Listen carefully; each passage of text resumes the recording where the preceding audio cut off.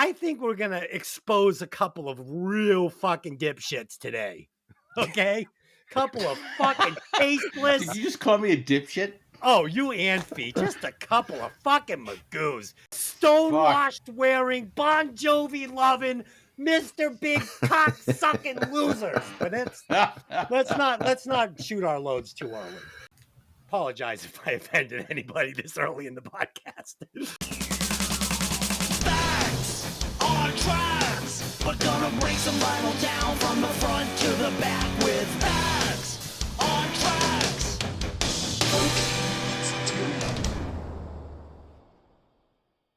Welcome to Breaking Vinyl. I'm your host, Des, a.k.a. Johnny Fever.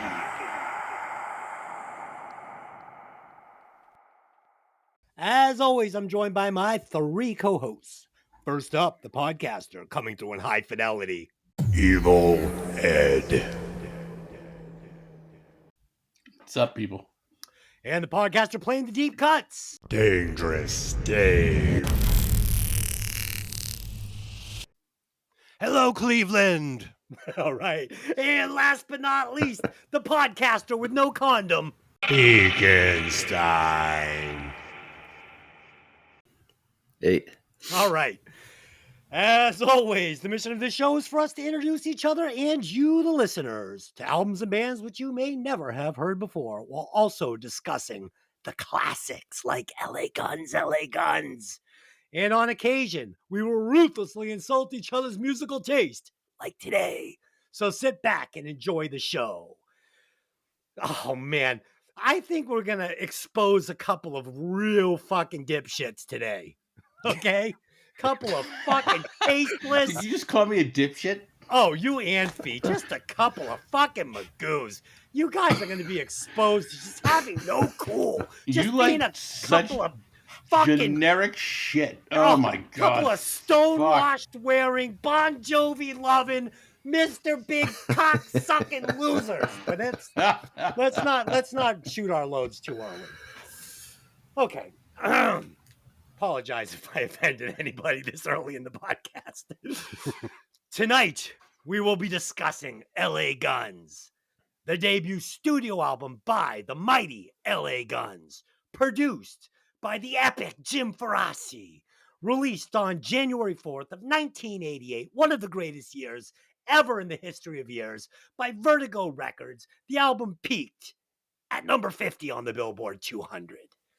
The band's lineup was as follows: Phil Lewis, lead vocals; Tracy Guns on the epic lead guitars; Mick Cripps on the unbelievable rhythm guitars; Kelly Nichols on the sweet-ass bass; and Nikki Beat Alexander, the unknown drummer, on these fucking spectacular drums. Everybody out there's probably thinking Steve Riley from Revere, town right down the street from all of us. But no, it's not Steve Riley. It's Nikki Beat Alexander. Dave, do you know if Nikki Beat Alexander had dyed jet black hair? I do not. There is a video on YouTube of them early on with Nikki Alexander and actually the original singer Paul Black playing. And yeah, if I remember, I think they all had dark hair. Yeah, Paul Black of Black Cherry. Cool band. I mean, it's not LA Guns, but Paul Black's cool, still rocks, still plays. I prefer my LA Guns with Phil Lewis, though. Mm-hmm.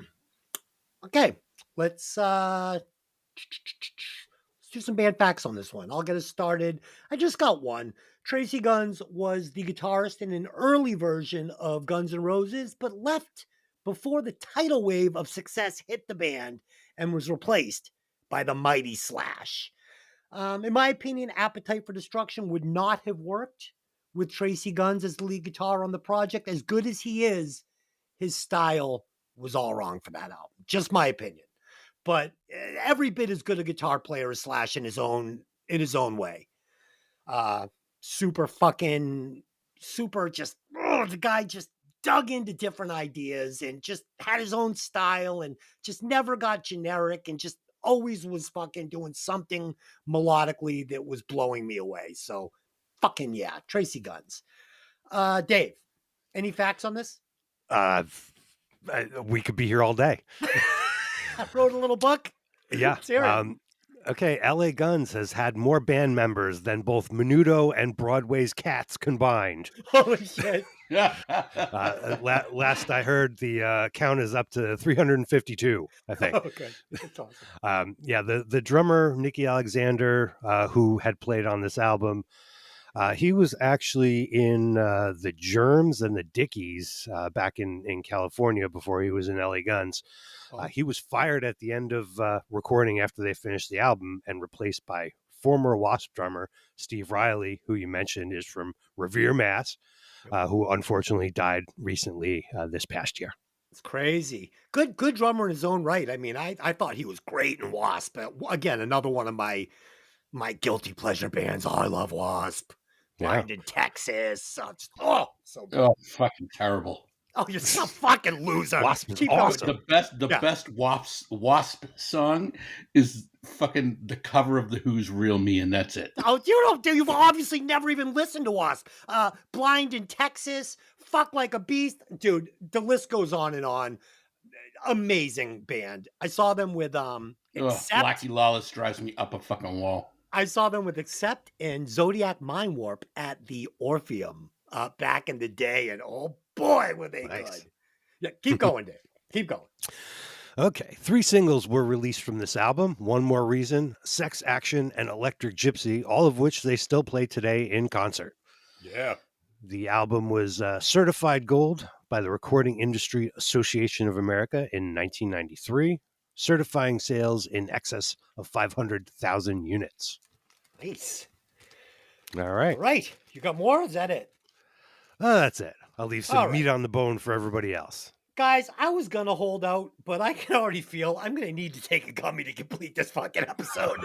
So there it goes. Gummy down. Gummy down. Yeah, this might be the end of our friendship. Ed, I'm going to skip you. Hey, no, I'm kidding. Ed, what do you got? Do you got anything on this? No, I only got one fact because it was like reading War and Peace, the facts for this fucking band. Okay. And I'm doubling down on Dave. This band is a marriage between the Brady Bunch and the Partridge Family with a massive amount of fucking inbreeding. Holy shit, did they cycle through players? Ugh, can't imagine why. Fucking not good. I know. They went through so many players because they've been fucking doing music for fucking 30 years. I mean... Yeah, let's see. How many fucking players have all these great iconic bands that have played for 30 plus years gone through? This is a hair metal band from the late 80s. This is not Van Halen. This is not one of those bands. Most of the bands This is a era, band that absorbed everything that was terrible about the LA music scene. Oh, that's what it is. Fuck you. There was 8,000 bands that all sounded like LA Guns. Oh, dude, They made a documentary about it. It's so fucking just generic. Okay. It's called Decline of Western Civilization Part 2. Fucking watch it. I've seen it, and LA Guns. And they all sound like LA Guns. So none of them sound like Guns LA is better than all those bands. All of those bands. I agree that they're better than all of those bands, but they sound just like all of those bands. They sound it was nothing. the generic sound. They sound nothing like those bands. Tracy Guns plays lead guitar like nobody else from the time. Listen, I don't have an issue with Tracy Guns. I think he's an okay guitar player, but I think he's also very overrated. Dave, he's an okay guitar player. Yeah. This guy is slipping in Middle Eastern fucking melodies into ripping, greasy, shredding guitar solos that sound nothing like anything I've ever heard. I hear 2 notes. I know it's fucking Tracy Guns. He's a genius. You're out of your mind. Okay, let's move on. Fee, what do you got on this? Not much. I'm when I was reviewing the history of the band, I kind of see why you and Dave love them so much. The Guns N' Roses connection, the Dogs D'Amour connection, the Faster Pussycat connection, the Wasp connection. Personally, I think I kind of like all those other bands better than this. Oh, jeez! All right, you're cut off. I've muted you. You're done. We don't even want to hear any more of this. 2-person podcast today. Jesus Christ! Oh man. my God, it is going to be battle. dudes, come It's going to on! be the last stand of the 300. Oh, this fucking album is fucking all right. Let's do some opening thoughts. So I have seen LA Guns countless times over the years, to the point where when I'm there, Tracy Guns looks over and he's like, "You could probably stop coming now." Okay. Like the last time I saw him was down at Foxborough, and he looked over like, "Hey, you're still alive. Good for you." Yeah, seen it countless times. The best show I ever saw for them was in San Francisco, 1988. I believe they were playing with Junkyard, and I'm not sure who the other band was. It might have been like Dangerous Toys or something. I'm not sure, but amazing show. They had this was a show where they had the Hollywood Strip behind them on stage. It was so cool. Oh, they were so good. I was listening to this album during the week over breakfast, because this is one of my wife's favorite albums and one of my wife's favorite bands as well. When it got to the solo, it's fucking 7:00 in the morning. We're both playing air guitar and fucking just going crazy to these fucking tracks. So fuck, I love this. Dave, are you familiar with this album? Yes, I am. I was sort of aware of LA Guns in the 80s, but didn't really listen to them until the mid-90s. Was hooked. Unfortunately, too late to see the classic lineup in concert. Have some memories of this album, jamming No Mercy and Sex Action at band practice with my old band Demon's Alley. And also seeing LA Guns live in concert like 150 times between 1996 and today. Also playing rhythm guitar or bass for this band would be my dream job. Oh, yes. So move over, Ace Von Johnson. Yes, I would love to be the Mick Cripps in this band. I wouldn't even Exactly. attempt the fucking lead guitars, but oh my God. It couldn't get worse. Okay, so let's just move on. Ed, have you ever listened to this album all the way through? Be honest. I have not. I've heard all the hits from them, and I like a lot of them. In fact, I like most of the singles that they've released. The problem is everything else is fucking garbage, in my opinion. Bullshit. Like, I think there is such a distinct sound between the quality of songs released versus everything else on the albums. And it's night and day, which is why clearly someone got involved, said, let's fix this and maybe we can make some money. No. Yeah, There's no, not a fuck them. single bad song on this album. Not one. What? Not one bad song on this album. There are literally 2 songs that are barely above average. That's bullshit. This is a complete album.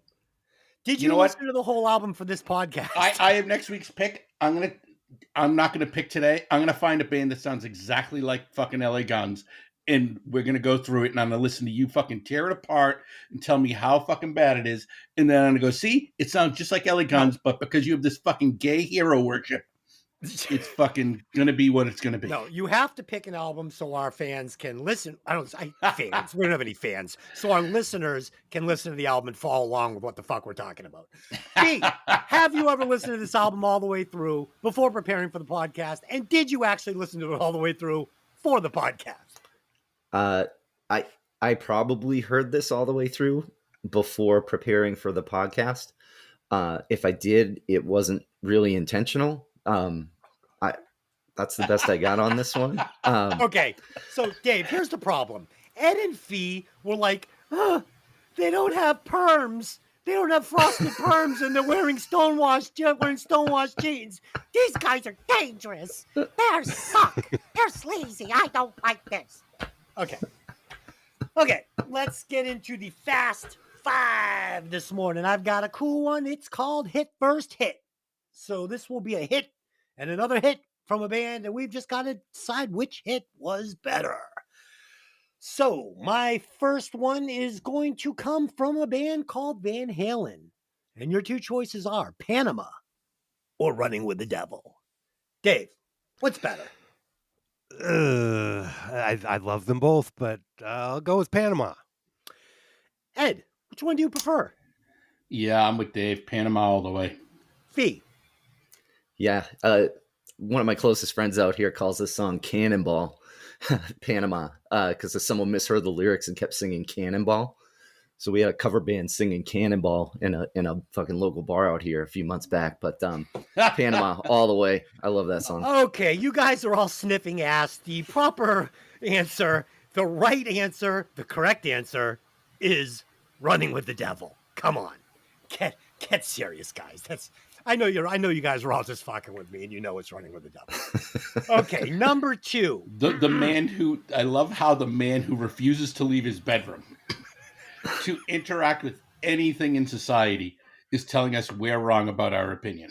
Yes, you are. It's not an opinion. It's not an opinion. It's a fact. It's Running with the Devil.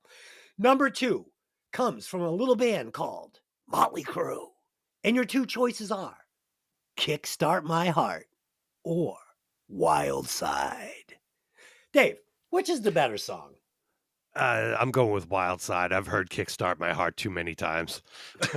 Okay. And Ed. I'm going with Kickstart My Heart because it's just pure adrenaline. I love it. And Fee. Yeah, this is a real tough one, but I think just that intro to Kickstart My Heart just gets me going so much that it's got to be Kickstart. Yeah.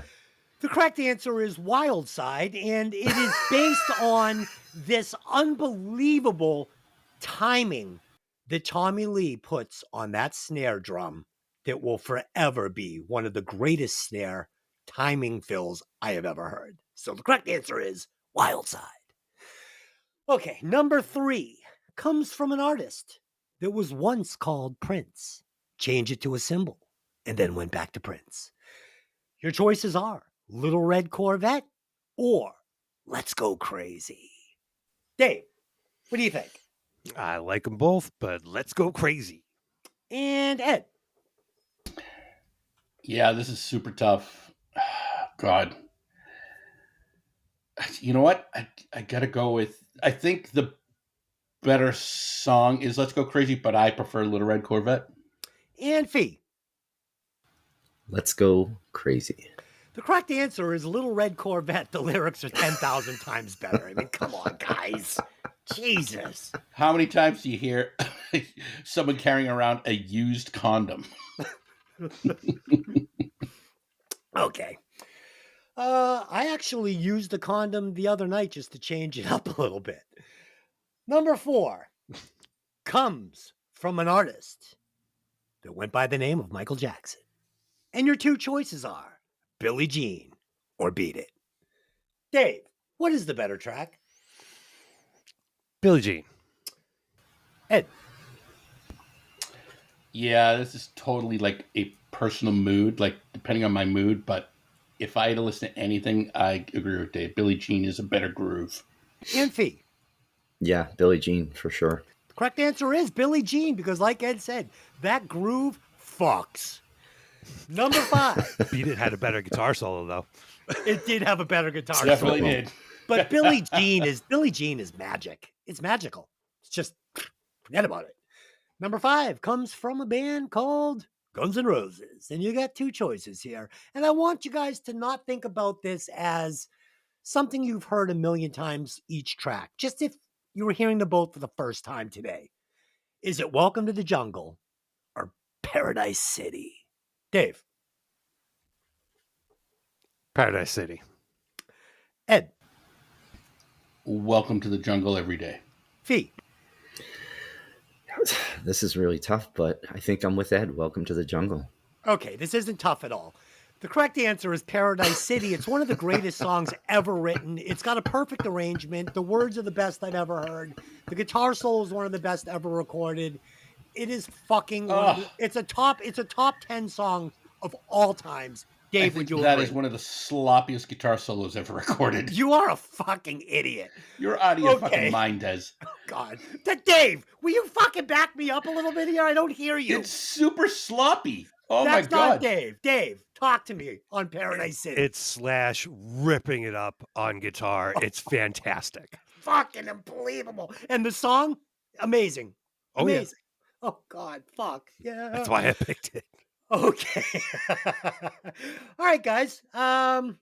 Let's break this fucking amazing album down, and I'll tell you what, I have a lot to say. Track number 1, No Mercy.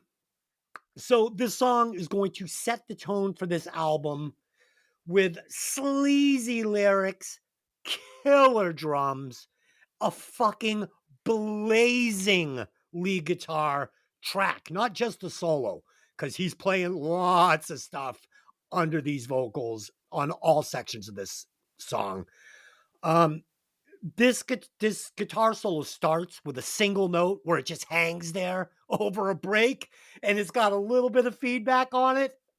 I'm popping wood, okay? Still.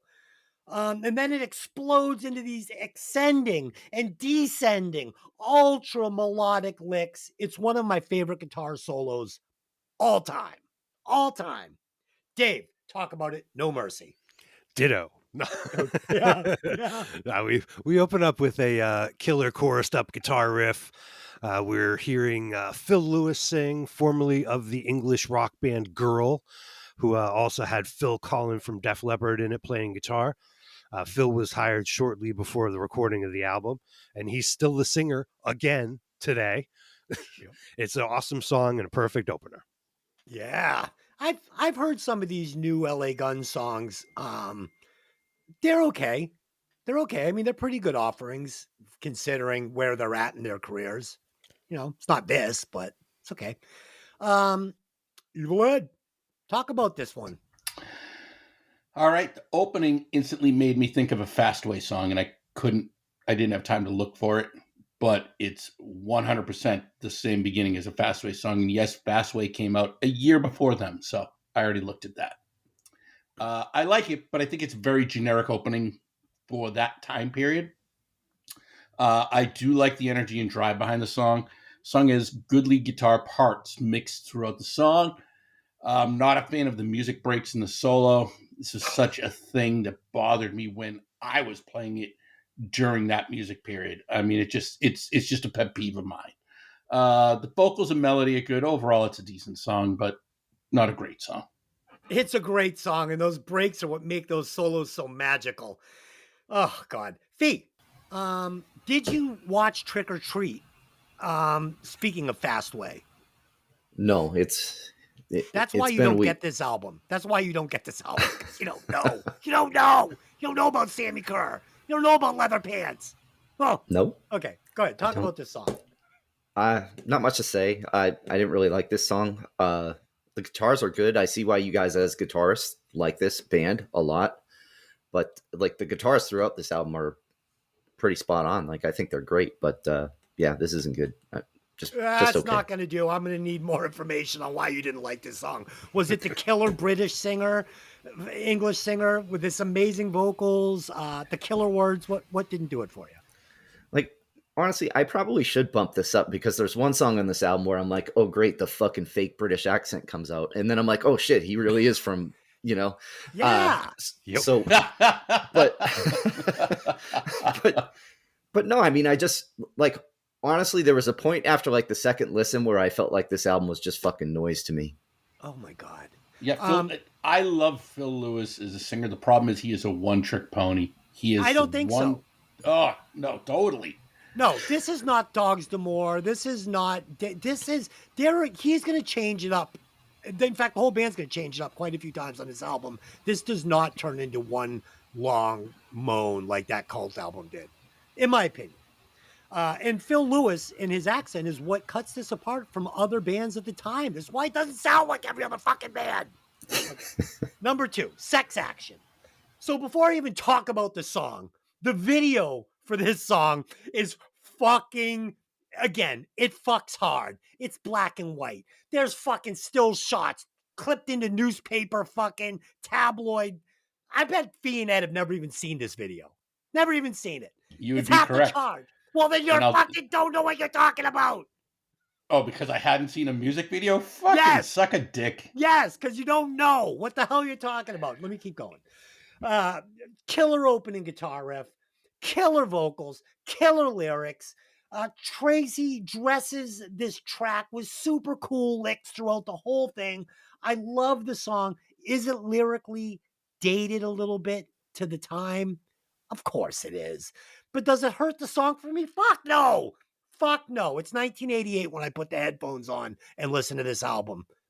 Fuck yeah. And you need to see this video. You go watch it. What's wrong with you? Dave, have you ever seen the video?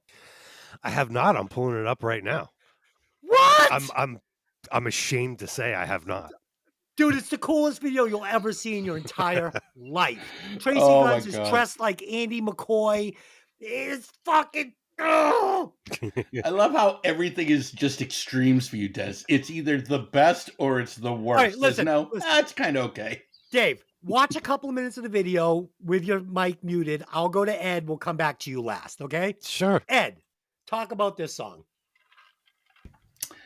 All right. This song starts. The guitar tone is very deep and uber muddy. It kind of works in this case, but it makes it so hard to hear anything else easily. It's just total drone. Drove me nuts. The bass line, though, it's a good bass line in this song. It's fairly active. It cuts through here and there, but mostly it gets lost in the mix because the guitar is so deep and muddy. There is no clarity to it until he goes to his solo sound. And it just, it's such a vanilla song. It's just gross. You have to Fucking remember, terrible. there's two guitar players here, too. So you're getting a lot of guitars. This is a guitar-based Well, band. yeah, but you know what? This was just so much deeper. Like, the guitar tones in general didn't bother me here and there because you could hear the difference between them and there was a brightness to them. It was just the fact that this song, it was just like, really? Oh, it was super muddy. Oh, man, I fucking love this song. Fee, what the fuck are you drinking out of that gigantic fucking lemonade bowl of a fucking glass? Hot tea. My voice is not doing great this morning, so I got some hot tea with honey. Yeah. Okay. Fee, what did you think of Sex Action? I know this song. Like, I've heard it probably 100 times. You know, if you listen to Hair Nation or whatever, you know, you're going to hear this from time to time. I think a lot of the problem with this album for me was when I listened to it with my headset on, it was just, it hurt my fucking head. Like, it was noise, you know, it was super noisy and something in the mix. But when I listened to just driving and whatever, it wasn't that bad. Like, I like this song a lot more just listening on my car radio than I do with a headset on. But the lyrics were kind of funny for me. She's got me on my back, let her fingers do the walk, and I'm like, what is she, fucking fisting him? Like, what's going on here? I have no idea, you know. But just okay, you know. Like, if I had never heard it with the headset on, I'd probably like this song a little bit more. But with the headset on, this dragged it down a lot for me. Yeah, Sophie, it's one of the few times we'll agree on this podcast, I'm sure, but I listened to this album in my car a lot all week on my drive to work. This morning, I listened to it with my headphones, and it's definitely an album that plays better through speakers than it does through headphones. It's a very loud album. It's a very affected album, like Ed said, with big guitars, lots and lots of them. And when you compress it into headphones, it can start to sound a little bit muddy and noisy. Much dude, better totally. played through speakers. So nice. Like, honestly, if these guys came out here and played like Brooklyn Bowl or like House of Blues or something, I'd go see them. You know, like I think the experience would be pretty cool. But as a listen in general, like, Yeah. Okay, Dave. First, please give us your impressions of your first viewing of Sex Action, the video. It was awesome. It was fucking awesome, dude. When he breaks into that guitar solo. Oh yeah, and he's wearing like the Jimmy Page suit, kind of, and yeah. I mean, it's just total, you know, sleaze rock and roll. It's great. And those tabloid fucking newspaper shots, like, you know, Tracy Guns fucks the world because he's so awesome. Oh god. Yeah. Okay. So yeah. All right, talk about Sex Action. Yeah, with this song, we're getting a little slower and sleazy here. Unfortunately, you can barely hear Mick Cripps, the second guitar player. He's buried a little bit in this track. Tracy's lead guitar tone is a little sharp and spiky. And the girls moaning at the end was great. You know, it's just enough if you're paying attention, but it's not over the top where it sounds dumb and cheesy. Yeah. You know, like a worse producer would have had, you know, some girl moaning over half the song and it would just be stupid. Yes, and a lot of the choices they make, like with the talking, and there's a few times in this album where they're going to do things kind of like this, and they sprinkle it in nicely to where it didn't sound so over the top dated today. Mm-hmm. All right, number 3, One More Reason. So I love the panning in the opening of this track when they're using all these noises and stuff, and they're zipping it back left and right, and it comes across listening to it through speakers or listening to it through headphones. They really got a lot of these things to work with a speaker listening, which I thought was cool because sometimes it doesn't always come across. Kelly Nichols playing a super catchy bass riff, but this is the Smash Alley riff. I mean, this is the riff we've heard a million. We've talked about it before. We've heard this bass riff before, but it's really good. The lyrics on this one are brutally good. Brutally good. I love the story here. I love the vocals. They're perfect. Dave. This is the bass riff I play anytime I pick up a bass. Nice. Yeah. Sure. Classic bass opening from Kelly Nichols. He was originally from New York in a band called Sweet Pain. Shortly after a member of Faster Pussycat, right before they made their debut album, unfortunately, he was injured in a motorcycle accident. So LA Guns snapped him up because Faster Pussycat had to move on with somebody else. So he went with LA Guns, and you can hear the kick-ass results here. The song is killer. A little playing against the echo in the guitar solo for Tracy Guns. If you listen close, you can hear gunshots lightly mixed in under the chorus towards the end of the song. Never noticed that before. I was listening for the podcast. So cool, Dave. It's so cool, and it's so gently done. Yeah. Oh, Easter eggs everywhere. It's Easter morning on Breaking Vinyl. And what do you got? There's no such thing as an Easter bunny. Sorry. Oh, shit. Okay. This song is exactly what I didn't like about the LA music scene. Sounds like every song every other band has written. Just like when I see documentaries or like I was so wanted to experience the LA music scene back in the day. So I watch everything I can find about it. But then I realized that every band sounds just like this. The song doesn't really go anywhere. The groove is catchy, but it's another song that it just doesn't stand out. I can hear why they made it as far as they did, but I also hear why they didn't get to the upper echelon of bands. Yeah. Oh, yeah. Disagree. You don't get it, Fee. Yeah, neither did The World, since what did they play? Like, at max 5,000, 10,000 seats? No. Really? They were played selling big out stadiums. 60,000 seats? No. No, like they 2,500. weren't. Shut the fuck up. Like all Yeah. times. I mean, they were doing all right. So fuck you. Me, go. They were always a club band and never made it. No, they were not a club band. They were They not. were They a played great arenas. club band. They played arenas. As They headliners? In Japan. Fee, go. You could play arenas in Japan. You guys are fucking killing me. I love it. I know this song too. I kind of like it. It kind of has a rap feel to it for me. Yep. I don't know. Yep. So that kind of, my final note is a poor man's rap, but I kind of like it. Nope. Cooler than Rat. Hold on. Definitely. I gotta jump in here. I love how whenever someone says anything positive, Desi's about ready to fucking shoot his load all over his bedroom. Wearing a And then condom. as soon as someone throws anything where, like Bees just said, well, they're kind of like this song reminds me of like a 4-man rap, and you instantly Rat, and you're like instantly, nope, they're better than Rat. And I'm like, oh my fucking God. Listen, So guys. depressing. The problem with this Do you need a band, tampon? these guys were too cool for the scene, man. Like, only the really cool rockers got them. Like, these guys were so cool. They were going up against losers with loser haircuts, wearing goofy spandex pants, like Poison, and they You're were just describing yourself, Des. no. No. You literally sent us the picture of the fucking spandex pants. They weren't the bright spandex. Those neon- weren't spandex pants. Those were lime green lip service leather pants. Leather. Okay, well, you still look like you were a starving fucking Ethiopian back You know what before I look fucking like? We Are the I World. look like a guy that was getting more tail than you could fucking imagine. Okay? I fucked every single stripper in Boston. Everyone. Every single one. Strippers. Yeah, strippers. Yeah. Good for you. Yeah, it was great. They were all hot. Okay.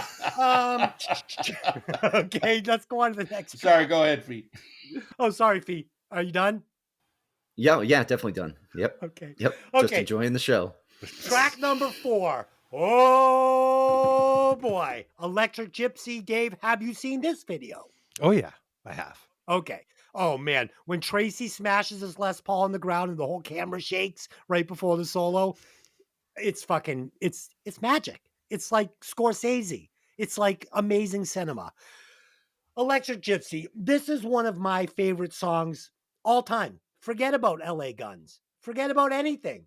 Electric Gypsy. Put it in there. Top 50 songs all times. Killer video.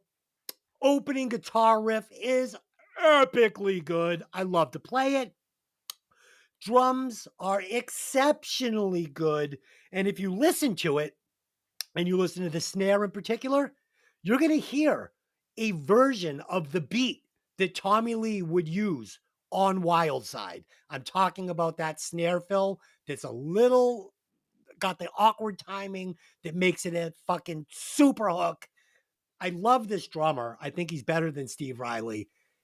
And this guitar solo is fucking lava shooting from a volcano. It's red hot. Dave, talk about it.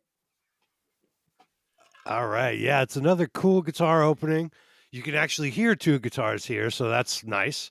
Yeah, it's another classic LA Gun song. They still play today. You know, great solo.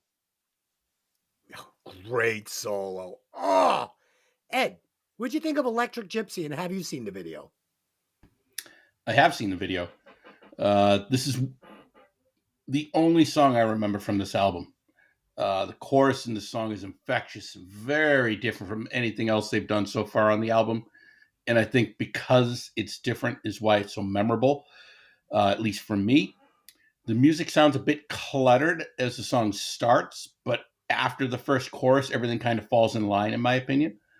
The music breaks before the guitar solo are a nice, before or after, I can't remember. They were a nice transition, though, and I thought they worked well in the song.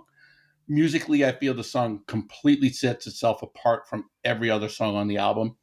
Like, just when I hear it, it sounds like someone else got involved to make the song just a little bit better than everything else on this album. Agreed. I mean, agree with everything good you said about the song. I don't think it's better than every song on the album, but it's great. Fee, what do you got? So at this point, I don't even know what to say. Like, I feel like this is probably as good as these guys get, and now I know why I just never really got into them. Just okay. Like I don't know. Like I'm not feeling it at this point. Have you ever heard Never Enough? It's never enough just to love you. Yeah. Never enough. What do you think of that song? It's okay. It's okay. It's okay. Davey said it's okay. Wow.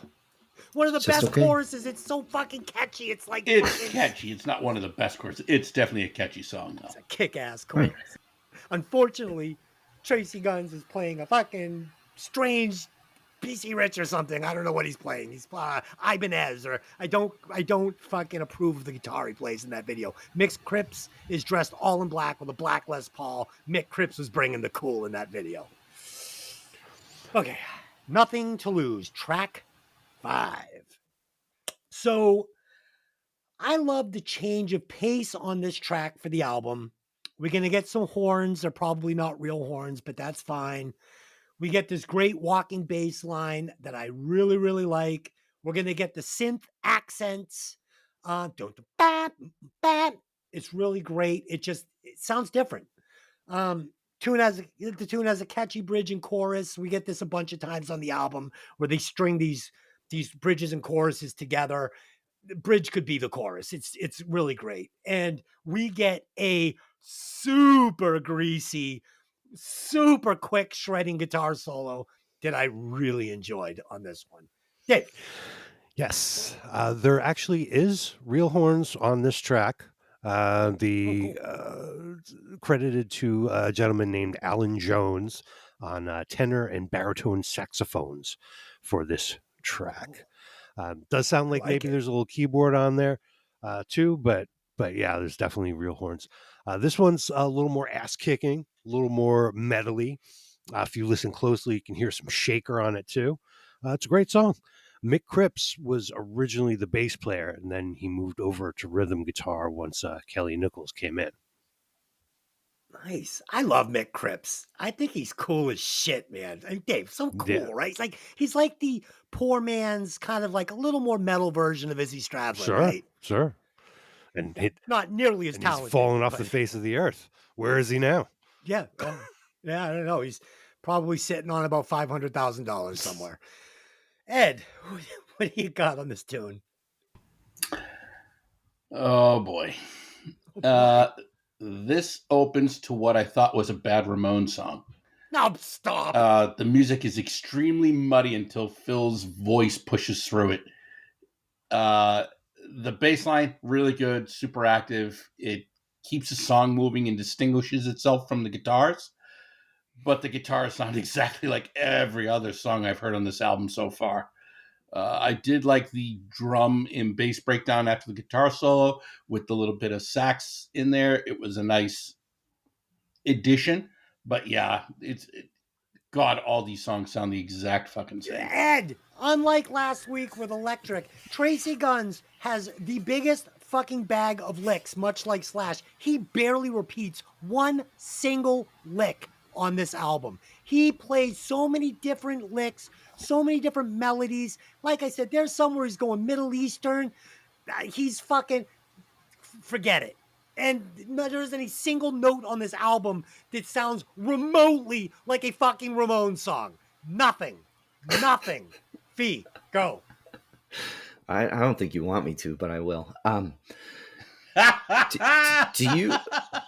Do you guys really think that this solo fit the song? Yes. Like I felt it was just flash. Like, hey, Yeah. look at No, me, guys. I'm with you, Fee. You know, No. I I'm don't know. with you, Fee. Are those sometimes you guys talk about callbacks? Are those callbacks towards the end of this song? Dave? I don't know. I don't recall. Here we go. Yeah, I mean, it's just Phil and singing, and then the guys doing backups are just, repeating to him. I believe it's Mick Cripps and Kelly Nichols are credited with the background vocals on the album. It's But is one that- of those tricks that I enjoyed back in the 80s and that, of course, I included in my own music back then. It's something I wouldn't touch with a 10-foot pole today. I feel like it's very dated. It doesn't work anymore, but it worked then, and that's why I don't ding the album for it. And maybe that's it for me. Like, it doesn't. This is a song I've never heard before, so hearing it, I was like, oh man, like But everybody I can't. did, Fee. I mean, you'll hear it on Rat albums. You'll hear it on all the albums from that time. Jovi, No, everybody. I know. Yeah, everybody did. But But this is the cheap version of it. yeah. My one note on this is really, unfortunately, I'm starting to sink into a Dangerous Toys mindset like I was on that album. And I just went on this slide. And honestly, guys, I took a break at this point from like taking my notes. I do one final session where I write down the rest of my notes and all that. And I had to take a break. I had to walk away because I didn't want to just shit on this the rest of the time. You know what I mean? Because I was just getting in a negative place. So I walked away. Did it help you for the future of not shitting on this like I'm going to? Dude, No. listen. No. Dangerous Toys, that guitar player couldn't even be the guitar tech for Tracy Guns. There's so much creative guitar playing. Phil Lewis is giving you a wonderful performance here. He's not going too high. He's not going too low. He's fucking playing. That's exactly it. He stays in his pocket for every song except for one on this. Okay. That ends side A. So if you're listening to the podcast on vinyl, flip us over. Okay. I gotta, it's kind of a stupid story, but it just kind of shows how fucked up I am and how weird my filter is. So I was at the dentist. I'm having a procedure done. day before yesterday. And the dentist has a, the tech, the lady that's there, like putting the sucker in your mouth and shit. So I was talking to my dentist about having to go to see the ENT, the ear, nose, throat doctor before I had this root canal done. And I was saying to my dentist, I hope he doesn't find lupus, So when I was in the chair, the dentist goes, no lupus? I go, no, I don't have lupus. So the dental tech, she says to me, my mother has lupus. And I go like this. I go, tough break. She goes, I tell you my mother has lupus and you say tough break? She goes, what does that mean? I go, exceptionally rare. I go, some people hit the lottery. Some people get lupus. Tough break. And she looks me dead in the eye and she goes, you're a fucked up individual. In the dentist's office. Oh my God. Please tell me she just made your procedure worse. Well, it's funny. So they have two suckers. They got the little one that like bends over that they can hook on your lip. And then they've got the long one that looks like a harpoon. And she was jamming it into the back of my fucking throat for the entire procedure. And, Tough break, buddy. so then we're leaving. I'm leaving the office at the end after the procedure's done. I'm checking out. And my dentist, I'm kind of friendly with my dentist. I'm going over a long time. And he just opened a new office. So he's putting these like laminates on his windows that say like, nice smile, whatever. And he's like, do you know anybody that does this? And I said, I don't. He goes, yeah, I need a ladder. I need someone who knows how to do it. So the lady goes, oh, my mother's got a 6-foot ladder that you could use. I go, what's your mother got a 6-foot ladder for? She has lupus. A ladder. Oh. And she goes, my mother lives with her father and with my father, and she's capable and she can climb a ladder. And I said, I imagine that you lived with her and you fed her porridge and it would run out of the side of her mouth and she'd go, I have lupus. You did fucking not. Come on, man. I swear to God, all of this happened. You're absolutely insane. And then I said, have you seen Straight the to movie hell. The Shining? And she goes, yes. And I put my finger up like the little kid when he's doing Tony. I went, I have lupus. Straight to hell. Straight to hell. Yeah. No, welcome. She's pretty cool. She's cool, and she fucks with me all the time too. Like she gives me the business when I go in there. She's not like super stuffy. She's like kind of like me, but a female version. So I knew what I could get away with and what I couldn't get away with. But I was pushing it right to the edge. I have lupus.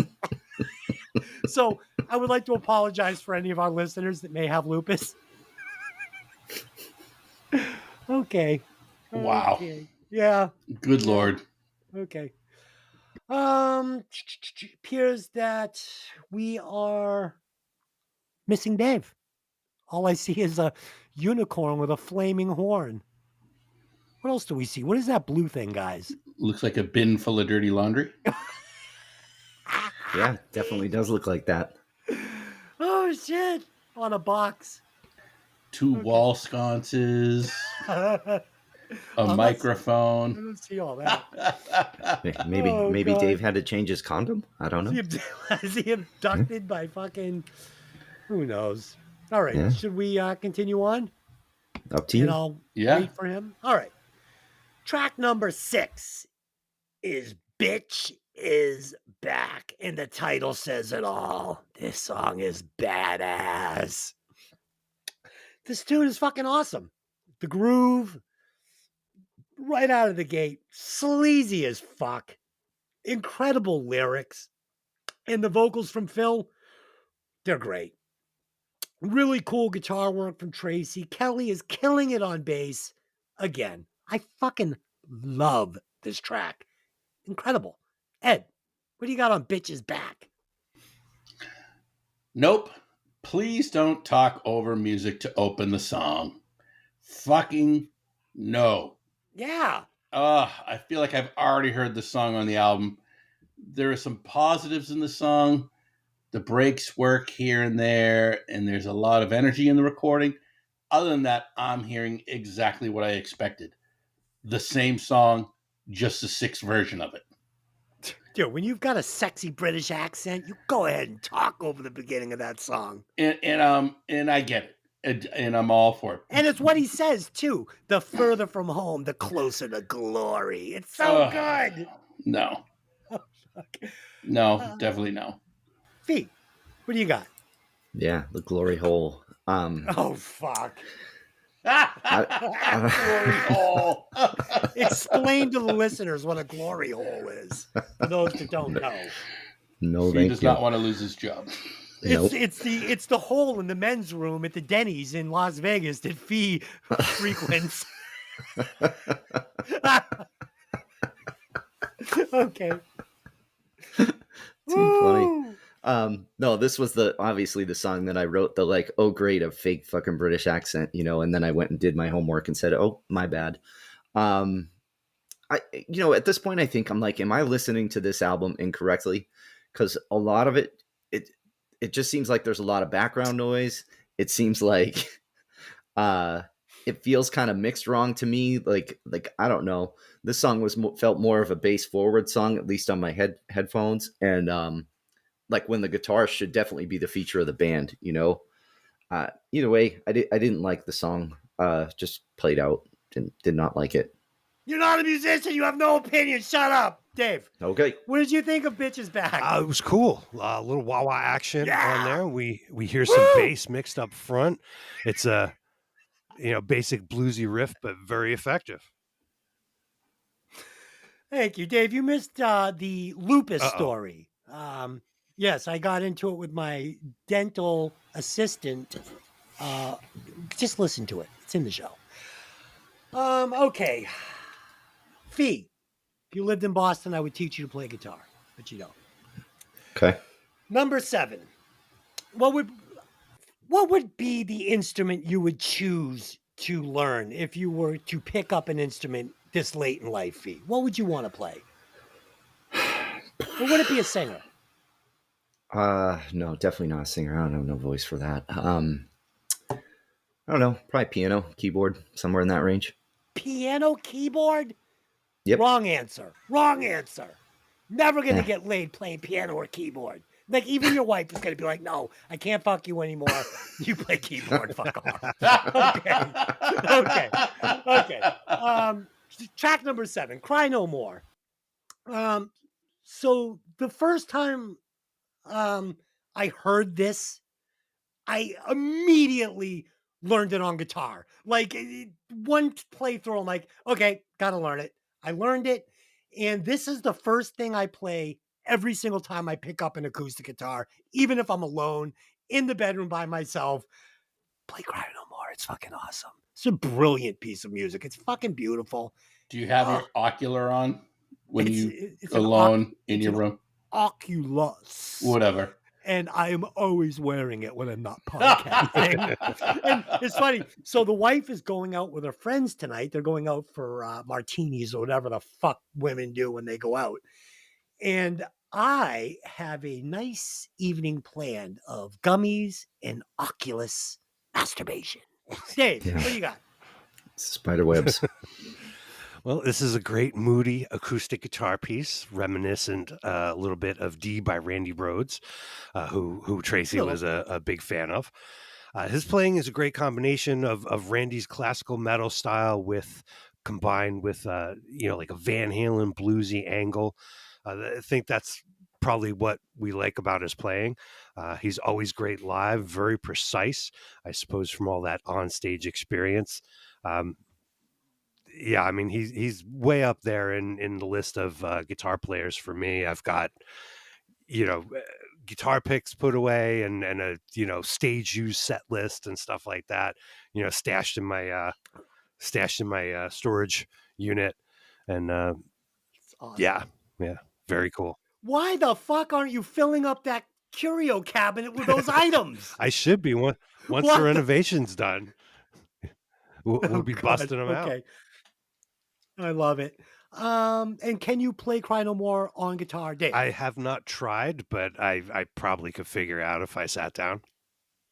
You could play it. Please learn it. I think you'll enjoy it. Sweet. Ed, do you play this every time you pick up an acoustic guitar? Definitely not. Okay. I am not that good of a guitar player. You're fine. This song, it's a nice guitar piece. It's pretty. It's well put together. Honestly, my only critiques on it is the organs or keyboards, whatever it is, they're way too loud and really take away from the nice violins that are behind it. It's nice. It's nice. But I don't think it's an independent track. I would have rather seen it a little shorter and attached to the end or beginning of another track. It's attached to the beginning of One Way Ticket. I feel like these are one song, and I agree with you. I wish that they had just done the one guitar track and maybe shortened it by just a few seconds, a few bars, and had it roll right into One Way Ticket. And it's kind of close to doing that, but I agree. Fee, what'd you think of this piece of music? Not much. You know, I'm going to get a t-shirt made that says, Fee, what did you think? And on the back, it's going to say, not much. not much. No. Go ahead. Why is this here at this point? And I Because think it's fucking awesome. like you're going down this road, and then all of a sudden, boom, like a hard right, you know. And I don't know. It just why I'm with you guys. Like, why wasn't this part of the next song? You know, I don't know. So when you guys listen to an album and nothing changes, you guys bitch about how they didn't do anything different. It all sounded the same. And then they're like, let's take a hard left and do something cool. Why didn't it sound the same as the rest? They decided to take a hard left, give us something different. Little fucking... Where are you getting this from? The 40 podcasts we've done. No. We literally, talking about the song, who said it's nice. He said it's a hard left, and I don't know why they did that. Right, Yeah. because it's not a song, it's a music piece. That's a minute 6 long? Yeah, so it's wetting your whistle. Give me a little something different. Give me a little fucking variety. Okay, so this one rolls into, Ed, what are you eating?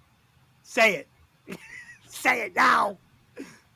An egg and cheese with sriracha sauce on a bagel. Ooh, I love Nice. sriracha sauce.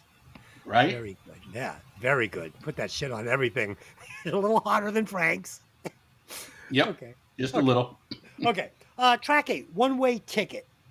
So this tune is so fucking dark and so good. It also has a video that is equally as dark as the song. I love the guitar work from the acoustic to the killer guitar solo. Phil Lewis delivers a solid vocal. The synth is just perfect behind the track. It's a fucking awesome power ballad. And in the video, now I'm not sure about this, but the blonde guy in the video, I feel like this was a guy that used to hang around Narcissus Metal Night in Boston on Wednesday nights. There was a guy that hung around that scene. He had bleached blonde hair. He looked like Vince Neil. He wore these like black leather pants. He drove like this giant green station wagon, and he lived in his mom's basement. And people from Boston that were around that time used to go to Wednesday night metal at Narcissus. They will know who I am talking about. And I believe he did like this independent movie called like, I don't know, Bloody Metal Night or something. I don't know, but I think it's this guy. I don't know. Dave, did you ever go to Wednesday night at Narcissus? No, Heavy Metal Night? unfortunately, I missed out on that when I moved up to Boston from Jersey. Narcissus was still there for a short time, but I never made it over there. Well, your old singer of Demon's Alley was the king of Metal Night. Sure he at was. Narcissus. Jim had the best hair in all of Boston, except maybe mine. Okay. Keep going, Dave. All right, so I did find about Mick Cripps. Looks like as recent as 2021, he was in a band called the Brutalists, which I don't know much about, but that's what's coming up. Anyway, One Way Ticket is a cool, slower song. You know, we got some nice guitar stabs in there, an octave solo, layered for guitars, and great vocal performance from Philip, and that pretty acoustic guitar ending. Great song. Yeah, I like this one a lot. This is a cool ballad because it's not happy. It's very, very dark subject matter. Ed, What do you got? Desi, I want you to listen to my first note. This song is definitely something different, and I was not expecting to hear. I like this song. I think it's one of the better songs on the album. I agree. I agree. Look at Look at that. Kumbaya. Something took a left Kumbaya. turn, and I'm complimenting it for it Yeah, on an you album should. that I don't like. I think you like this album. I think it's growing No. on you. Honestly, it has a very dark feel, and it flows well, and I really like the addition of keyboards. Yeah. But I really don't like how the song was mixed. And that's honestly my biggest gripe about the song. There are these great guitar parts that I think are just buried in the mix and really hard to hear.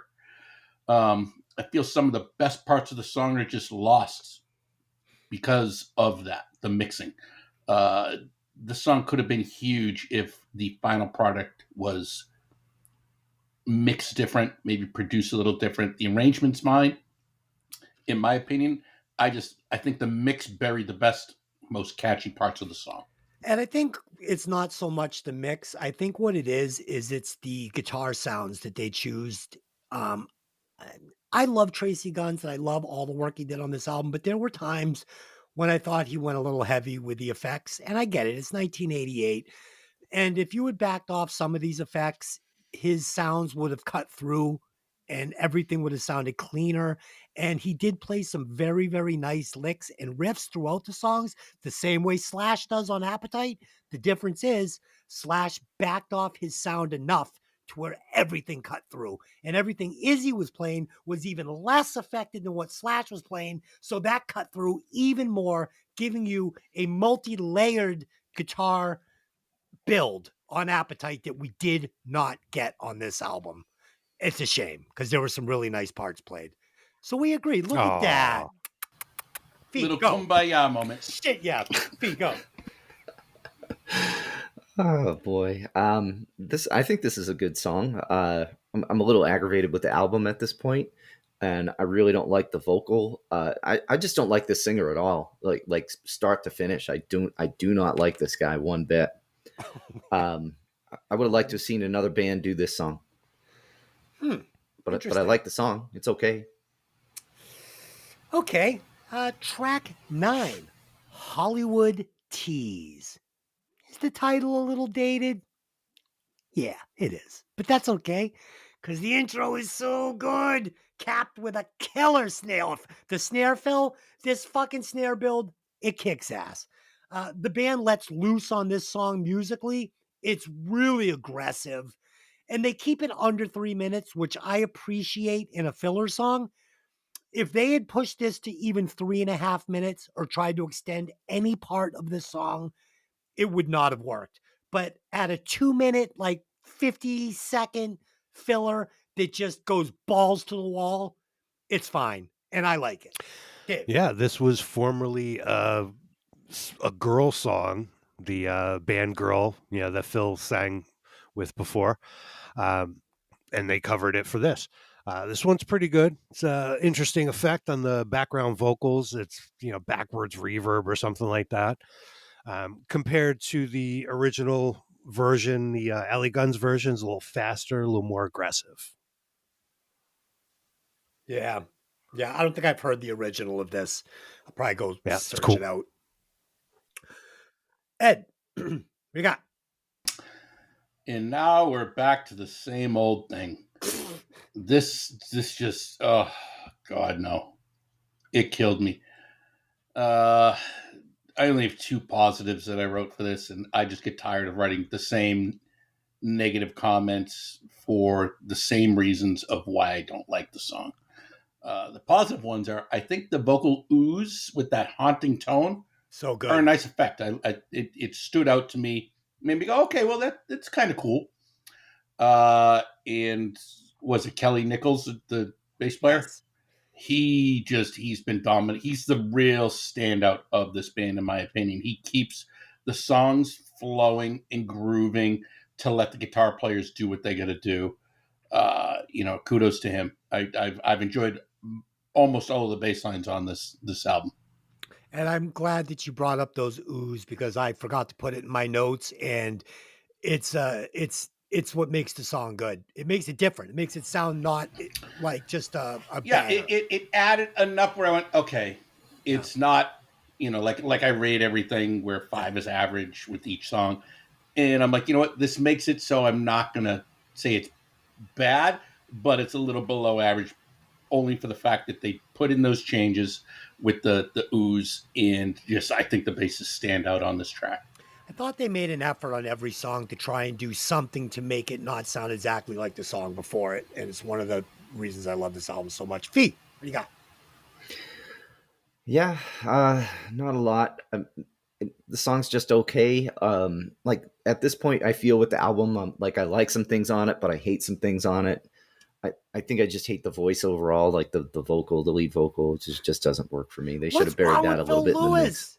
What's I don't wrong know. with It just Phil doesn't work Lewis? for me. Why? Just What don't doesn't. you like about his voice?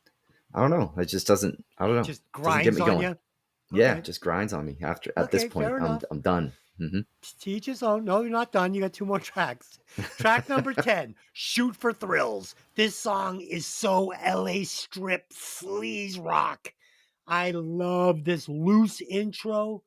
Again, we get really cool vocals and a great bridge chorus combo, which is the main ingredient of this album. And it's a good ingredient to have. I love bands that can give me a bridge that could be a chorus and then kick it up one more notch with a great chorus. And they do it over and over on this album. The gang vocals, super dated on this. And it was weird because they kind of stayed away from it for most of the album. And then towards the end of the album, last 3 songs, they went pretty heavy with it.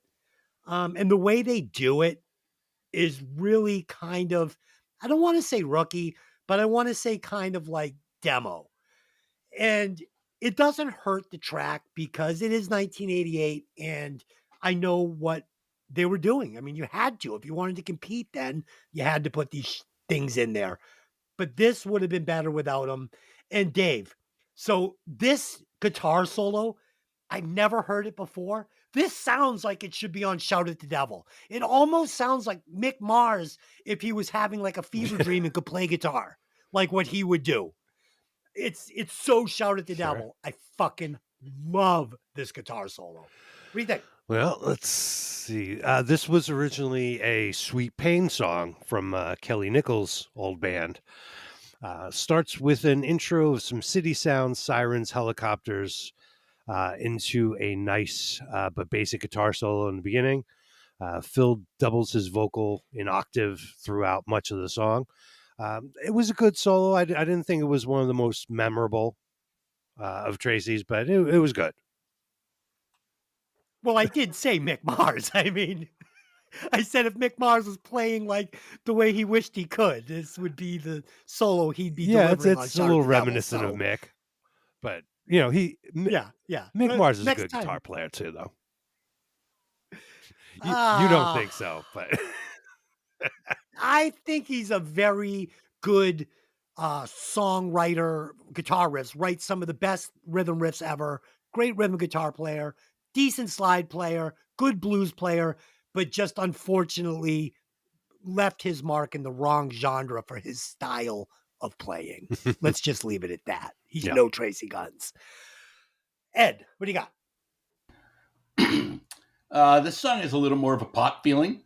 Yes. The tones are brighter in the double lead vocal with the lower tone is a nice change. The song is a bit more of a variety of what I consider the LA sound, where it wasn't as generic. And I liked it. I thought it was a nice change of pace. It's one of the songs that I liked on the album. It's a decent song overall. I'm not a fan of the gang vocals, but I like the vibe and lower key of the song because I feel like that was kind of the biggest changes. Phil all of a sudden is singing not quite that same exact, like it's just the songs in a different key overall. It's not as high, and it offered, I think, that difference where I'm like, okay, if they maybe, if this is in E, let's play something in A, let's do something in, whatever. Just keep changing the keys So you have more variety. And I think that's what really makes everything sound the same is Phil's always singing here. This allowed him to sing here. And it was a nice change of pace. Yeah, and I immediately noticed that he put some more harmonies in this chorus. And he'll do this on upcoming albums, specifically their hit song Never Enough. That thing is littered with amazing harmonies in the chorus, which make it so good. I think when they were recording this album, they wanted it to sound tough, and they didn't want it to sound quite as glossy and polished in a pop way that a lot of the hair metal bands were doing at the time, where they were giving us these big choruses with giant harmonies. I think they wanted to just feel a little dirtier and tougher, and it worked for this album. But I agree with you. I did like the change. Yeah, they didn't want to be slick or poppy. I think the total time that they recorded this album was something like 6 weeks. Yeah. Yeah. So they just went in and But knocked it that's out. And that was the charm of the album for me, though, because it sounded just tougher to me, and it sounded more like biker music and not like bitch music, and that's why I liked this album so much at the time. Ed, so you were talking about Rosano, Johnny? Yeah. So Johnny's a friend of ours. Awesome dude. And one of his sisters had this fucking like it was a turbo Trans Am. It was white. And he used to be able to get it. And we would drive around and listen to this album and Faster Pussycat. And we ended up going with another friend of ours, Vinny, all three of us. We got in the white Trans Am and we got drunk and we drove down to Rhode Island to get tattoos.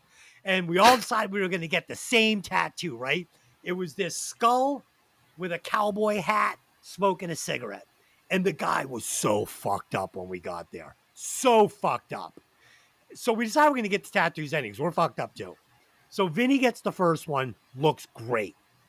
Johnny starts getting the second one, but he can't stop throwing up in the bucket. So the guy's like, I'm not finishing the tattoo. So to this day, Johnny has half of the tattoo. That makes, I always wondered about that tattoo. I'm like, geez, And then I went. something.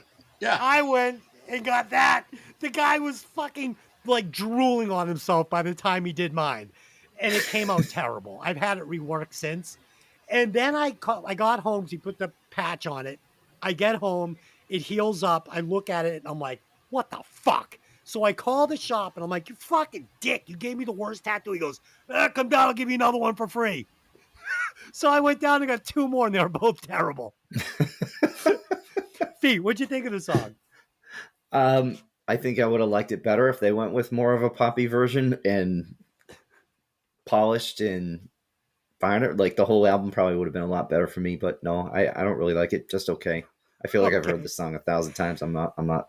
No. God, I thought Fee was gonna love this album. I thought he was gonna be like, I've been listening to this one since I had hair. Okay. Fee, did you ever have a big heavy metal hairdo in the day?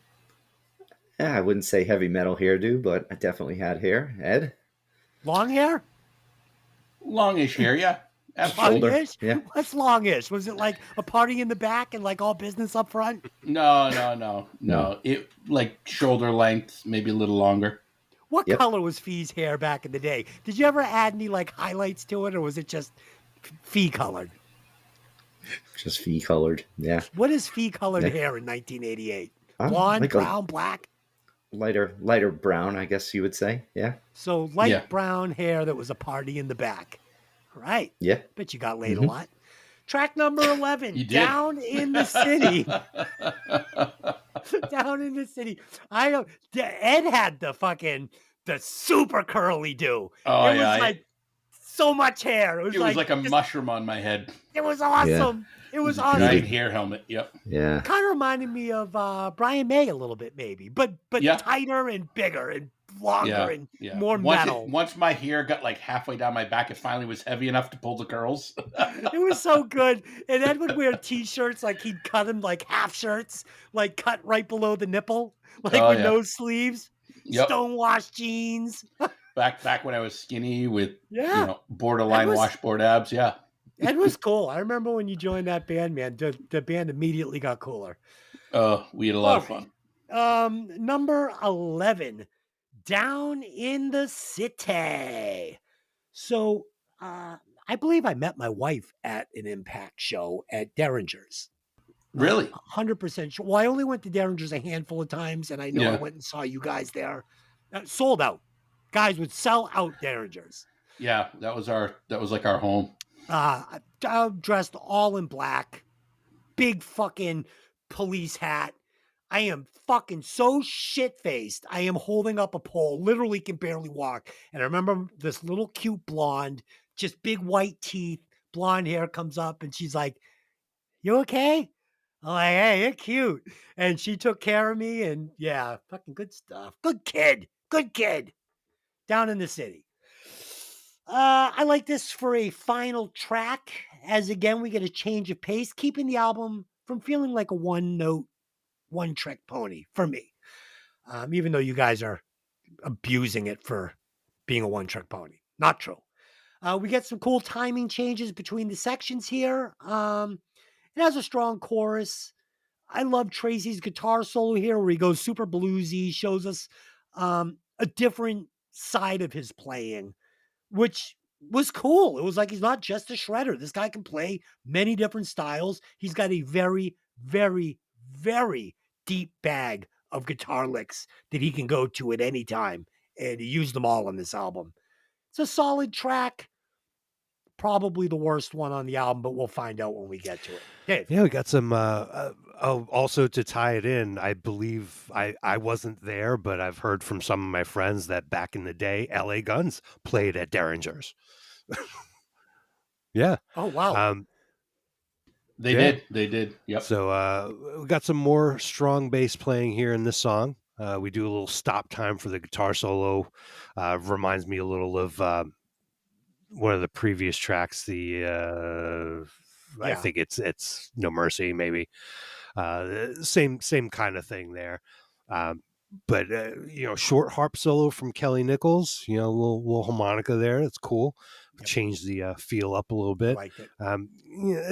It seems a little bit like a throwaway song, but it's all right. Still good. Still LA Guns. Yeah. I mean, Dave, he used the stop break guitar solo trick a million times on this album, but it works for him. Yeah. He's like his bass. He's like, shut up. Listen to this fucking riff. Why am I playing over it? Go ahead. Yeah, I hear what they were trying to go for with the song, but it just didn't succeed in my opinion. It lacked too much. The bass during the verse is the only redeeming thing of this song. I think it's just not a very good song. Didn't like it. Terrible choice to end. It didn't belong on this album was the problem. They were doing this Tough Street album, and then they added this, and just it stands out like a sore thumb. V, what do you got? I love this song. It's my favorite one on the album. No, I when this song ends, I feel like somebody who was trying to suffocate me pulled the pillow off my face. So I'm glad it's over. Wow. Okay, so that's it. We did it. We broke down LA Guns. And now let me just spin it down here. It is time to release the bonus track.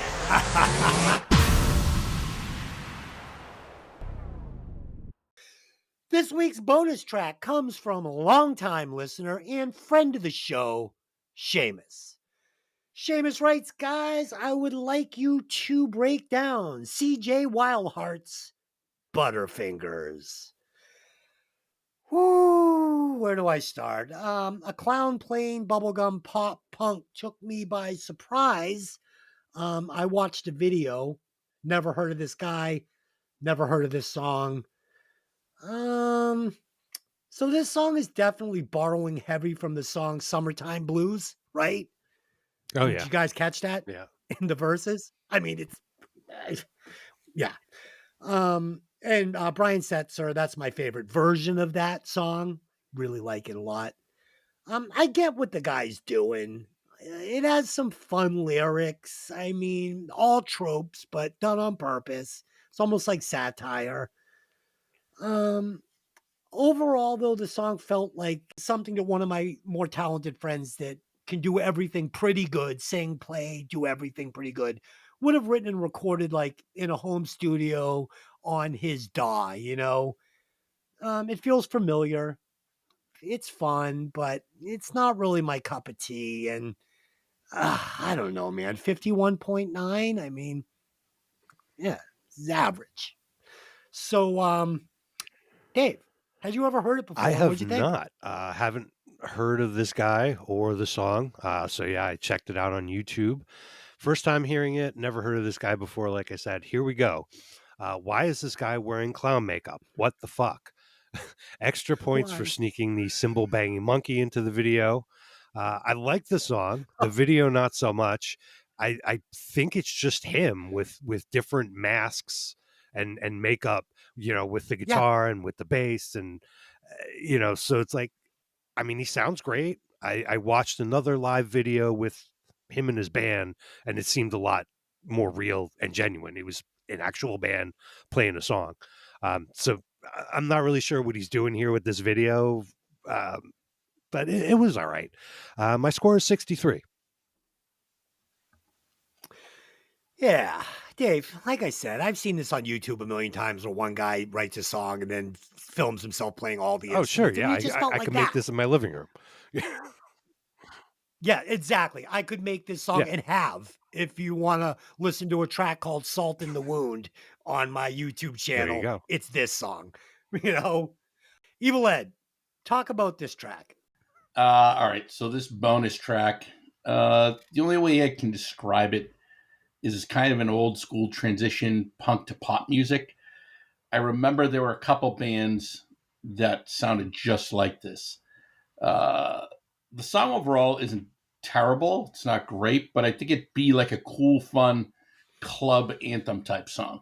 Like I can picture myself at the channel, 3 sheets to the wind, Yeah. singing this song, going, "Yeah, it's the best," and then going home, going, "What the fuck happened?" It's a mix of styles, and there are a couple of artists that had a lot of success with what he's doing.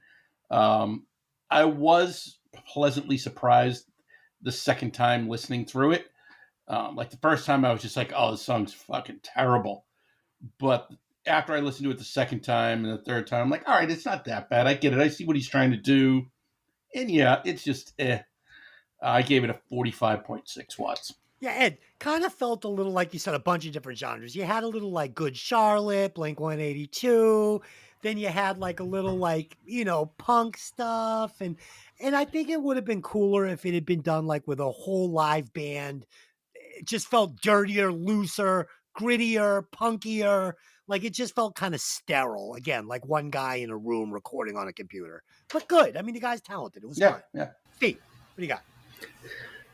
This is not what I expected when I heard the word Butterfinger. Like I expected Right. some like Joe Satriani shredding, type going on. And then I heard this, I'm like, what the fuck? You guys know this isn't my style, but I guess it's good for what he's trying to go for, but just not my style. I didn't really like that backing vocal or what that weird kind of like, I don't know, backing vocal or whatever it was on there. But yeah, I mean, just okay. I gave it a 52.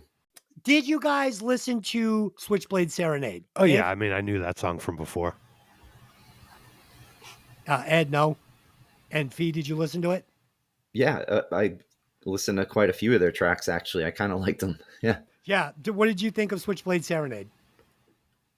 I thought it was good. The solo was a little weird, but it kind of got going, and I don't know. I kind of liked it. I was kind of enjoying it. It was a nice change It's so weird from you said that because that yeah. solo is a little weird, right? Like Yeah. it's half of it doesn't really fit the song, but it's still totally kick ass.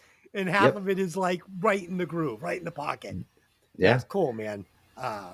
All good guys, good. all from Boston, except for the singer. That band is made up of 3 members of the Boston band Bang, which was like the red hot band when I first hit the scene in Boston. They had a song called Summertime. I wish it was summertime. Yeah, it was cool. So fucking Spread Eagle. Good shit. Dave, what do you think about the guitar solo that I believe his name is Paul DiBartolo rips out on I don't Switchblade remember it Serenade? specifically, but I'm sure it's fine.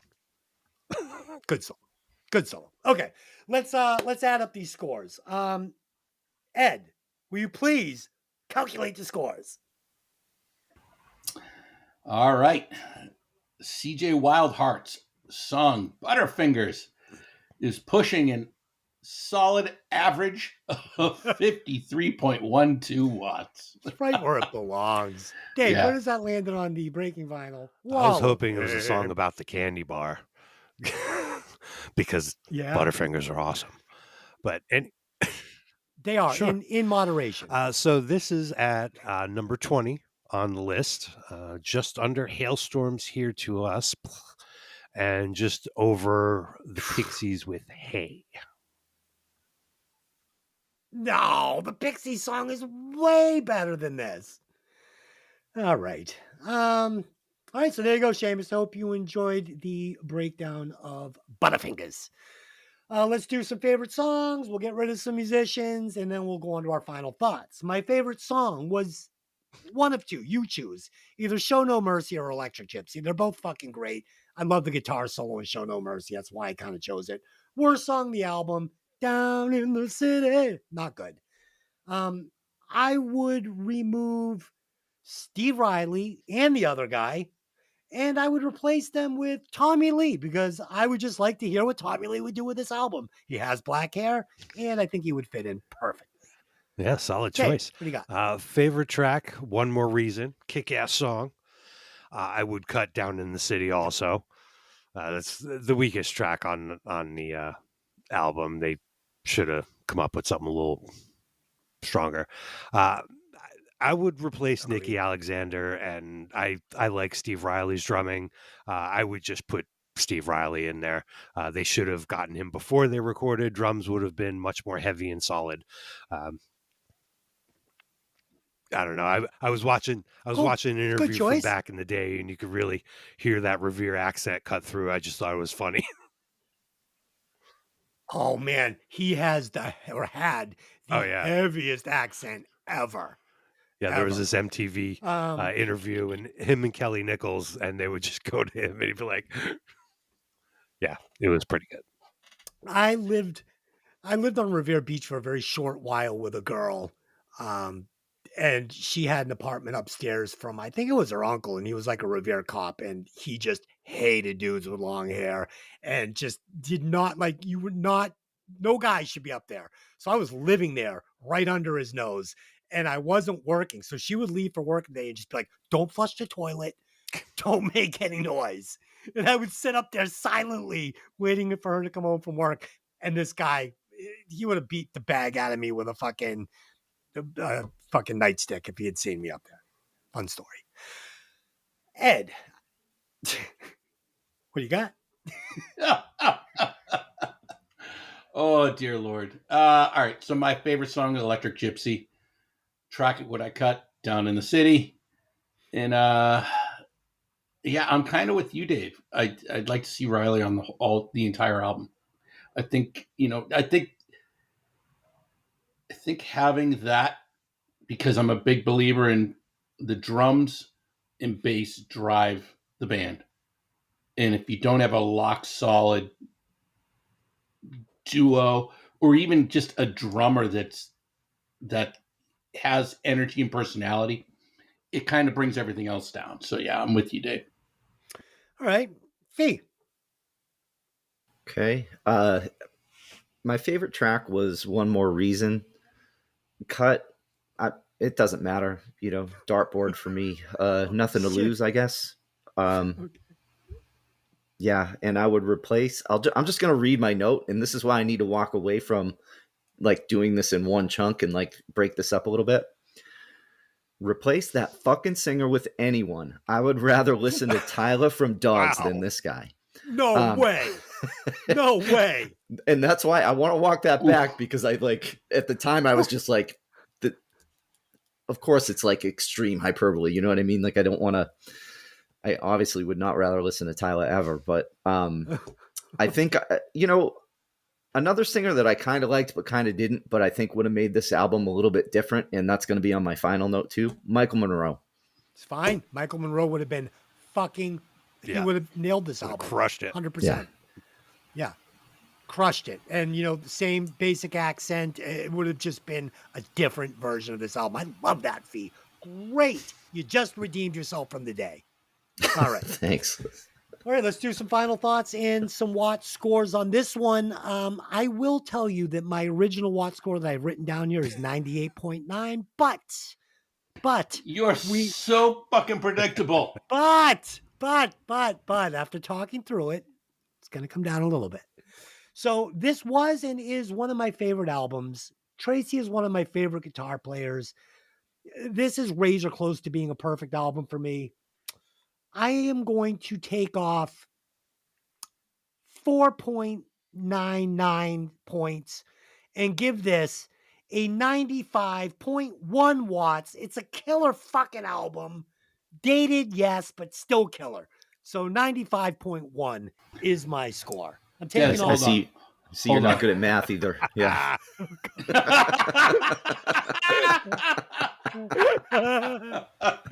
Oh shit. And I know Yeah. that's where you were going, right? All right, you do the math. Fee, what's the No, math? that's not where I was going. I'm Oh. looking at Dez's score. Oh god. Okay. Gotcha. So Dez's score.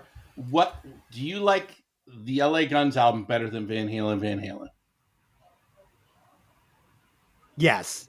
If I was going to listen to one of the albums, I would listen to this LA Guns album. Do you like it better than Rat Out of the Cellar? Yes. If I was going to listen to one of the albums, I would choose this one. You What fucking about take Back that in back, Black? Des, right now. Yeah, I mean, they're different, which is why rating these albums is so difficult because they're all in different genres. Van Halen is a better album. Yes, it is a better album, but this album is fucking. I'd rather listen to it. Not even close. You look at your scoring throughout all these episodes, and it is so everywhere. It makes no sense. I can't figure it out. All right. Wait. So you quoted Van Halen, Rat, and what was the other one? Back in Black. Back in Black. So what were my three scores there? Van Halen, 94.8. Yep. What's the lowest of those three? That one. 94.3? Yes. Okay, I'll give this a 93.1. Okay? Because you're right. You're right. Those three albums are better than this. 93.1. Okay? I'm a player. I'm a team player. I'm The baby math's a little stepping. closer now then. Good. I'm baby stepping. 93.1. That's fair. Dave, talk about This album is very raw, almost with a punk attitude. I would prefer to have had it with a little more, bottom ends on the album, and less chorus and effects on Tracy's guitars. If it was a little more, cleaned up and raw and street sounding, it would be even more awesome. What I was watching last night, check out on YouTube, LA Guns, Philadelphia, PA, 1988. It is pretty awesome, and you can see how fucking cool they are. It sounded great. I personally prefer their second album, Cocked and Loaded, is my favorite. But there is awesome stuff here, and of course, LA Guns, all-time classics. I give it an 83. Nice. Dave, you nailed it though. There's very little bottom end on this album and way too much chorus and effect on the guitars. I would like to change my score to 90.1. 90.1. I don't think we can change Can the we lock score that in? now. It's locked in. Nope. All right. We'd be hypocrites if we allowed you to drop a All right. score. Well, at least you talked me down below the three big ones, the three big dogs. Okay. Okay. Nice score, Dave. Nice score. You kind of just talked me down a little bit because you're right with a couple of your critiques, but Still Ed, awesome. go ahead. All right. Still So awesome. I've never heard the album. I'm not a huge LA Guns fan. I like their singles, their hits that were out. I can only kind of think of three of them, but so I'll just stick with those three. But honestly, going through this album, I rated like 1, 2, 3, 4, 5. 5 songs is exactly middle of the road average. Then I had 4 songs. One more song rated below average than I had rated above average. So because of that, I'm giving this album a 48.6. That's way too low. Okay, but it'll make up for my bloated score. Fee. Yeah. Oh God, I don't even want to know what we're doing Hold my here. beer. Yeah. If he hated this guy more than fucking Tyler from Dogs to More, this is gonna be ugly. Massacre. No, Go.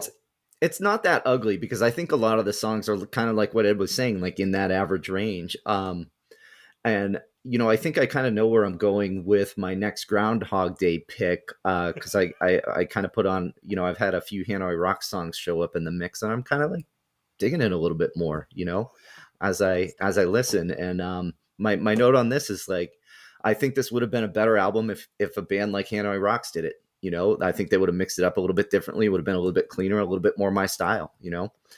But it wasn't, and for that reason, I'm going to give it a 45 watts. Holy shit, Fee. You just gave me fucking goosebumps. I can't even imagine if one of the Hanoi Rocks albums was this material. Holy I'm sure that's shit. what they were going for. You know, they wanted to be Hanoi Rocks. Yeah, not even close. I don't know. Not even close. Hanoi Rocks is way better. Ed, will you calculate those scores, please? Alrighty. So LA Guns is pushing. For this album, I would say respectable. 67.42 watts. That's fine. And Dave, where does that land on the Breaking Vinyl? That will put it at number 25. I think a little too low. In between Tesla's The Great Radio Controversy and just above Gene's Addiction, Nothing Shocking. It's definitely not better than Nothing Shocking. It's totally bad. I'd listen to this before I listen to Nothing Shocking. Probably. What did I? And I gave Nothing You Shocking bumped a it up huge to score. 99.8. Groundhogged it. Yeah, right where it belongs. You know what I love? I love that Fee is coming around on Hanoi Love Rocks. Yeah, that clean classic rock sound that they were delivering, really good. Well, look, I'm not like out of the closets into the streets out on these guys yet, but you know, like We'll see how it let's goes. temper this a little bit, you know. He's not Right, visiting the Hanoi Rocks glory hole at the local Denny's that says Hanoi Rocks. No, With some no. like washed up 80s rocker on the other side of the In a wall. couple weeks, he'll have the cowboy hat and some scarves. Holy shit. Shit. Dude, I wish we had done the post-show discussion before I gave my score. 'Cause maybe I went a little high from nostalgia, just from my love of this whole experience I had with LA Guns, but I'm fine. The score is, it came in a little low, so I'm glad I went high. All right, guys, that's it. We've done it. Next week is Ed's pick. Ed, have you given any thought to this, or are you just going to fucking wing it? I have given thought to it. Okay. And I think I'm going to pick a great album that we're all going to have a very good conversation about. Some good, some bad. Okay. And it is an album by the band Aerosmith. Oh, fuck yeah. And the album is Get Your Wings. Good one. Get Your Wings. Yes. Sweet Emotion on that? I think Sweet Emotion's on I don't Toys in believe the Attic. No. This is Woman of the Toys World. in the Yes. Attic, yes. Yeah. A couple other ones. Train Kept Rolling. SOS, Same Old Song and Dance. Yeah. Lord of That's the the song I was Size. trying to think. Oh, fucking great. Yeah. They're all so good. I think Sweet Emotion. Seasons is of my- Wither. Oh, it's Oh, a beast of so an album. good. So good. Sweet Emotion, my favorite Aerosmith song, for the record. But these are all great albums. All right. So we will be back next week with a 100-watt album. And we are doing Iron Eagle. Iron Eagle. good one. The Top Gun ripoff over at Hey, did you ever see Yeah, that? me movie? too. Loved Iron Eagle. Yes, you can deal with Jason me. Gedrick. That's right. You can deal with me. Doug Masters. Yeah. Louis Uh, Gossett Jr. Oh, yeah. Hey, boys, spitting in your face the whole damn time. All right, guys. Thanks for joining me. Guys, thanks for taking your time on this Saturday to talk about this album. Thanks for Seamus for sending in his bonus track. We enjoy doing that. Guys, please send in more. We like doing them for you. So until next week, take the albums out of the sleeve and let the music breathe. See you later. Send us bonus tracks. Adios. Rate and subscribe. Later.